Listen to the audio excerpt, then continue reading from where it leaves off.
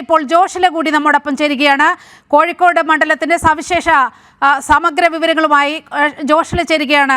ജോഷില, വലിയ രാഷ്ട്രീയ പോരാട്ടം നടക്കുന്ന മണ്ഡലമാണ്. പക്ഷേ 60-ന് മുകളിൽ അവിടെ പോളിംഗ് രേഖപ്പെടുത്താത്തൊരു സാഹചര്യം നിലനിൽക്കുകയാണ്. 59.18% കോഴിക്കോട് നിന്നും രേഖപ്പെടുത്തുന്ന പോളിംഗ്. ഇതിനെ കൂടാനുള്ള സാധ്യതയുണ്ട്. എങ്ങനെയാണ് അവിടുത്തെ ഒരു പൾസ്?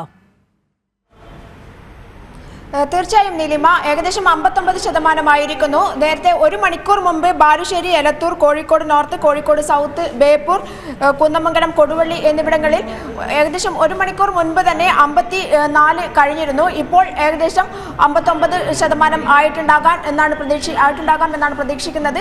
എന്തായാലും പോളിംഗ് ഇനിയും വൻതോതിൽ വർദ്ധിക്കാനുള്ള സാധ്യതയുണ്ട്. കാരണം കഴിഞ്ഞ കുറേ മണിക്കൂറുകളായി ഒരു ലഞ്ച് ബ്രേക്ക് അല്ലെങ്കിൽ ഒരു 11 മണിക്ക് ശേഷം ഇങ്ങോട്ട് ഒരു 4 മണി വരെ പോളിംഗ് വളരെ കുറവായിരുന്നു. കാരണം ഒന്ന് ചൂടുള്ള കാലാവസ്ഥ, അതിഭീകരമായ ചൂടാണ് അനുഭവപ്പെടുന്നത്. അതുപോലെ തന്നെ ആളുകൾ ഭക്ഷണം കഴിക്കുന്ന ഒരു തിരക്ക്, അതൊക്കെ കഴിഞ്ഞ് ഏകദേശം ഒരു ചൂട് കുറയുന്ന ഒരു സമയം 3 മണിക്ക് ശേഷമാണ് വീണ്ടും ഞാനിപ്പോൾ ഉള്ളത് ബൂത്തിലാണ്. പോളിയിലുള്ള ബൂത്തിലാണുള്ളത്. അവിടെ തിരക്ക് കൂടി വരുന്ന ഒരു കാഴ്ച തന്നെയാണ് നമുക്ക് കാണാം.